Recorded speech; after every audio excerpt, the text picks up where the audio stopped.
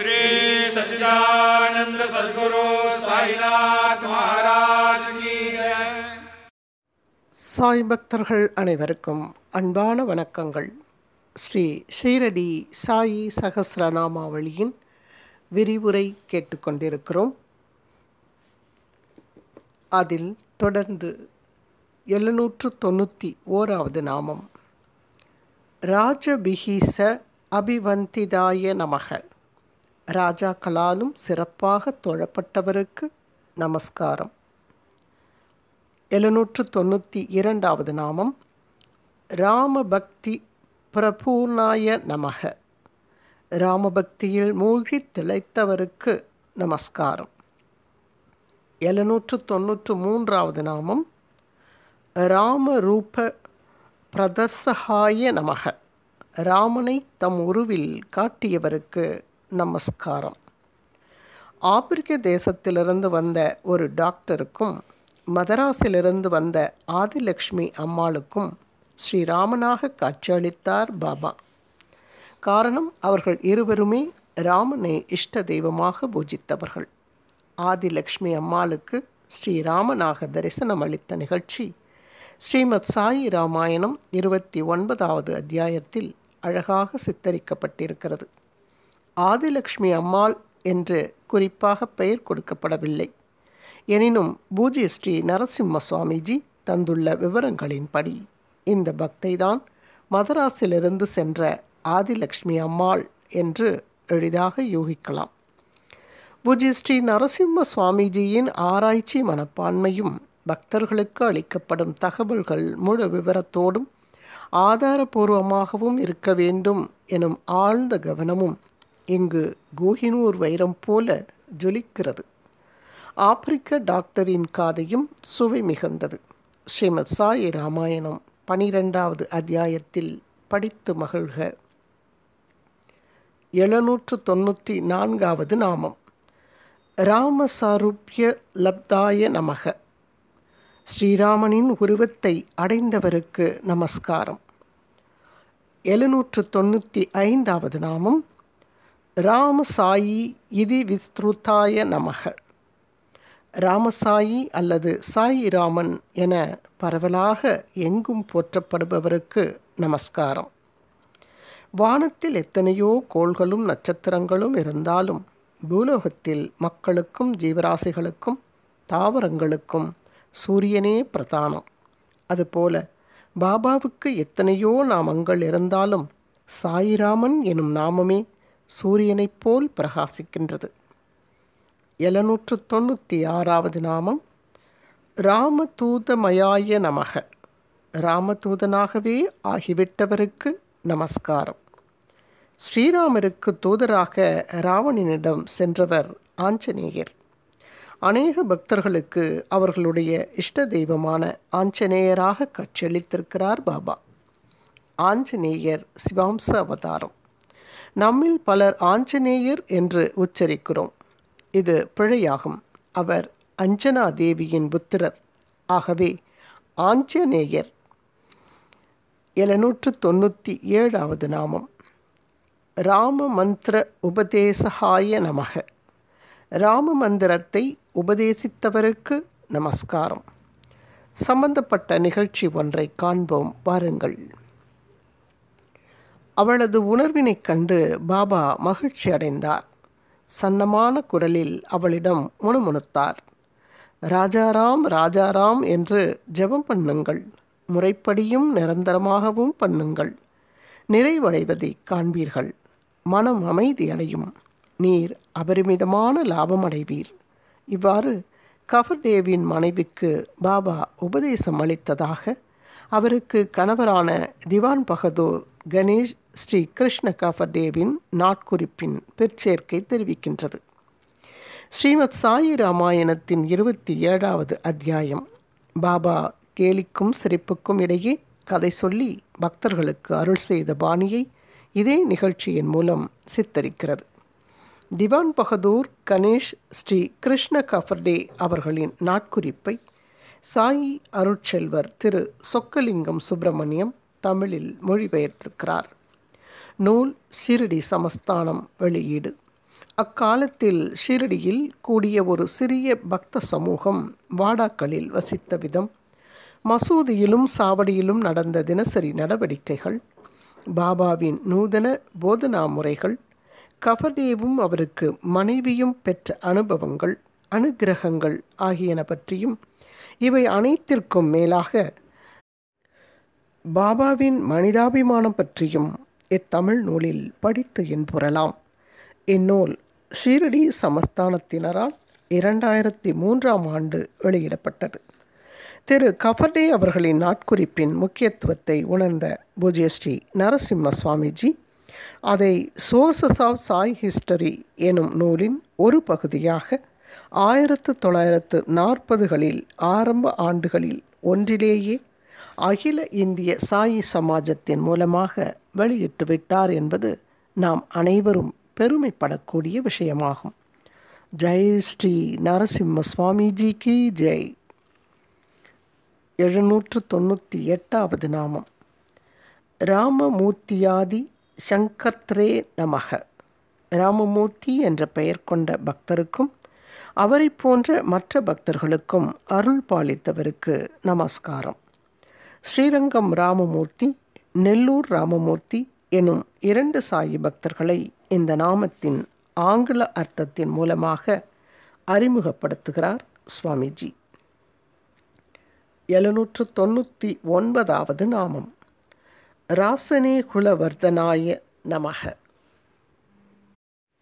ராசனே என்ற பெயர் கொண்ட பக்தரின் வம்சத்தை வளரச் செய்தவருக்கு நமஸ்காரம். 800வது நாமம். ருத்ரதுல்ய பிரகோபாய நமக. கடுங்கோபத்தில் ருத்ரனுக்கு ஒப்பானவருக்கு நமஸ்காரம். யஜுர்வேதத்தின் இதய பாகத்தில் அமைந்திருக்கும் மந்திரம் ஸ்ரீருத்ரம். இது பரமேஸ்வரனை போற்றி புகழ்ந்து அதன் பலனாக பல உலகியல் பொருள்களையும் சுகங்களையும் அளிக்குமாறு பிரார்த்தனை செய்யும் துதி. இத்துதி ஆரம்பிக்கும் போதே உங்களுடைய கோபத்தை எங்களின் மேல் காட்டிவிடாதீர் என்று கெஞ்சும் பாணியில் அமைந்திருக்கிறது. சம்பந்தப்பட்ட பகுதிக்கு மட்டும் தமிழில் பொருள் காண்போமாக. ஓம் பகவானாகிய ருத்ரருக்கு நமஸ்காரம். உம்முடைய கோபத்திற்கு நமஸ்காரம். மேலும் உம்முடைய பானத்திற்கு நமஸ்காரம். உம்முடைய வில்லிற்கு நமஸ்காரம் இருக்கட்டும். மேலும் உம்முடைய 2 கைகளுக்கும் நமஸ்காரம். ஸ்ரீருத்ரம். தமிழுரை பூஜ்ய ஸ்ரீ அண்ணா என் சுப்பிரமணிய ஐயர்.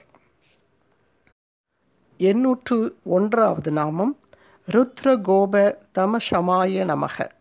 ருத்ரனின் கோபத்தைப் போன்ற கடுங்கோபத்தையும் தனித்து அடக்கும் சக்தியுள்ளவருக்கு நமஸ்காரம். 802வது நாமம். ருத்ர விஷ்ணு கிருத அபேதாய நமக. சிவவிஷ்ணு பேதம் பாராதவருக்கு நமஸ்காரம். சிவவிஷ்ணு அபேதம் செய்தவருக்கு நமஸ்காரம் என்பதுதான் சொல்லுக்கு சொல் பொருள். பேதம் செய்யாதவரை அபேதம் செய்பவர் என்று சொல்வது வடமொழியின் உதாரணமான சொல்லாட்சி. 803வது நாமம். ரூபிணி ரூப்ய மோகஜிதே நமக. பெண் பொன் ஆகிய மோகங்களை வென்றவருக்கு நமஸ்காரம். 804வது நாமம்.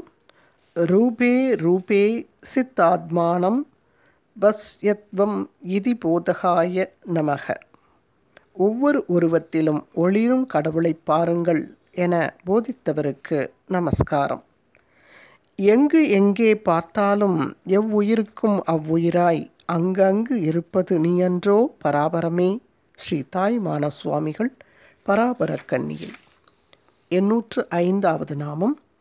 ரூபாத் ரூபாந்தரம் யாதோ மிருத இதி அபய பிரதாய நமக.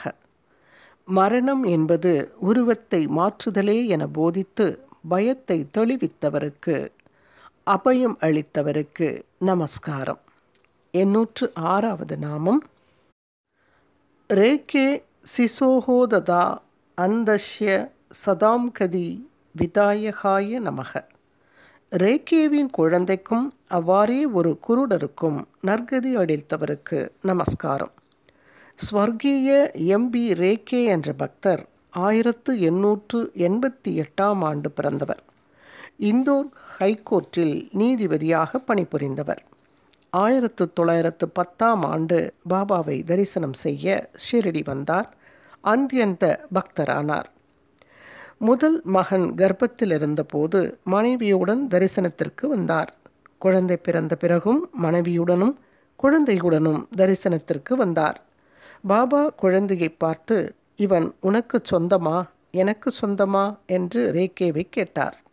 உங்களுக்குத்தான் சொந்தம், ஆனால் நான் வளர்த்து வருகிறேன் என்று பதிலளித்தார் ரேக்கே. 1.5 வயதில் இக்குழந்தை நிமோனியா ஜுரத்தில் இறந்துவிட்டது. உயிர் பிரியும் தருவாயில் ரேக்கே குழந்தையின் தலைமையில் உமது உள்ளங்கையை வைத்து, பாபா, இந்த குழந்தைக்கு நற்கதி கொடுங்கள் என்று வேண்டினார். முகத்தில் புன்னகையுடன் ஞானிகள் சித்தி அடைவது போல கடைசி மூச்சை கபாலம் வழியாக விட்டது குழந்தை. 2 மாதங்கள் கடந்து ரேக்கே தரிசனம் செய்ய போன போது, என் குழந்தையை எடுத்து நான் இங்கே வைத்து விட்டேன் என்று தம் இதயத்தை காண்பித்தார் பாபா. பூஜ்ய ஸ்ரீ நரசிம்ம சுவாமிஜியை தம் அண்ணனாக கருதும் அளவிற்கு அவரிடம் அன்பு பூண்டிருந்தார் நீதிபதி ரேக்கே. 1965 தொடங்கி சென்னை அகில இந்திய சாயி சமாஜம் இவருடன் மீண்டும் நெருங்கிய தொடர்பு கொண்டது. என்னுடைய ஜன்ம பூமி மகாராஷ்டிரம், கர்ம பூமி மத்திய பிரதேசம், தர்ம பூமி சென்னை திருமயிலை என்று ஒரு முறை சொன்னாராம் நீதிபதி எம்பி ரேக்கே. ஷிரடியில் வாழ்ந்த ஒரு குருடருக்கும் நற்கதி அளித்தார் பாபா. சிறிது நேரம் பார்க்கும் சக்தியை அளித்து தம் உருவத்தை தரிசனம் செய்ய அருள் புரிந்தார் என்பது சரித்திரம். நீதிபதி ரேக்கேவின் மகனையும் ஒரு குருடரையும் ஒரே நாமத்தில் சுவாமிஜி இணைத்திருக்கிறார். இதற்கு ஏதோ ஒரு நல்ல காரணம் இருக்க வேண்டும். அடியேனுக்கு காரணம் என்னவென்று விளங்கவில்லை. இது சத்கதி அளித்த வரலாறு. இது மட்டுமின்றி ஒரு கிழ குருடருக்கு நிரந்தரமாக முழு பார்வையையும் மீட்டு தந்த வரலாறும் உண்டு. 807வது நாமம். ரோக தாரித்ரிய துக்காதீன் பஸ்ம தானேன வாரயத்தே நமக. பிணிகள், தரித்திரம், துக்கம் ஆகியவற்றை திருநீறு அளித்து விலக்கியவருக்கு நமஸ்காரம். 808வது நாமம். ரோதனாத்ரவ சித்தாய நமக. யாரேனும் அழுதால் உருகும் மனமுடையவருக்கு நமஸ்காரம். அழுதால் உன்னை பெறலாமே என்கின்றனர் நாயன்மார்கள். சீர்காழி எனும் திருத்தலத்து கோயில் குளக்கரையில் நின்று கொண்டு அழுத ஞான சம்பந்தன் எனும் குழந்தையின் அழுகுரலை கேட்டவுடன் தோடுடைய செவியன் உமாதேவி சகிதமாக ஓடி வந்தான். கண்ணீர் துடைத்து அருள் புரிந்தான். உண்ணாமுலை அம்மை அக்குழந்தைக்கு ஞானப்பாலும் அளித்தாள். 809வது நாமம். ரோமஹர்ஷத வாக்ருதாய நமக. பக்தர்களுக்கு மயிர்கூச்செடுக்க செய்யும் சொல்லும் செயலும் படைத்தவருக்கு நமஸ்காரம். 810வது நாமம். லக்வாசினே நமக. உண்டி சுருக்கியவருக்கு நமஸ்காரம். இந்த நாமத்தை நமக்கு அளிக்கப்படும் போதனையாகவும் கொள்ளலாம். திரும்ப திரும்ப சொல்கிறார் சுவாமிஜி. கூறியது கூறல் எனும் எழுத்து குற்றம் எங்கு பொருந்தாது. ஆன்மீக வளர்ச்சிக்கு உண்டி சுருங்குதல் இன்றியமையாதது என்கிற நியதியை உணர வேண்டும். பகவான் ஸ்ரீ கிருஷ்ணரின் திருவாய்மொழி இது விஷயமாக என்னவென்று பார்ப்போம். தூய அறிவுடன் கூடியவன் உறுதியுடன் தன்னை அடக்கியும் ஒலி முதலான இந்திரிய விஷயங்களை துறந்தும் விருப்பு வெறுப்பை விட்டொழித்தும் தனித்திருந்து உண்டி சுருக்கி மனம் மொழி மெய்யை அடக்கி எப்பொழுதும் தியான யோகத்தில் திளைத்திருந்து வைராக்கியம் பூண்டவனாய் அகங்காரம், ஆசையின் வலிவு, செருக்கு, காமம், குரோதம், பொருளுடைமை ஆகியவற்றை நீத்து எதையும் தன்னுடையது என்று கருதாது சாந்தமாக இருப்பவன் பிரம்மமாவதற்கு தகுந்தவன் என்கிறது ஸ்ரீமத் பகவத்கீதை. அத்தியாயம் 18 ஸ்லோகங்கள் 51, 52 மற்றும் 53. பொழிப்புரை பூஜ்ய ஸ்ரீ சுவாமி சித்பவானந்தர். இதன் தொடர்ச்சியை அடுத்த ஆடியோவில் வெளியிடுகிறேன். தொடர்ந்து கேளுங்கள் நண்பர்களே. குரு வாழ்க, குருவே துணை. ஓம் சாய்ராம். श्री सच्चिदानंद सद्गुरु साईनाथ महाराज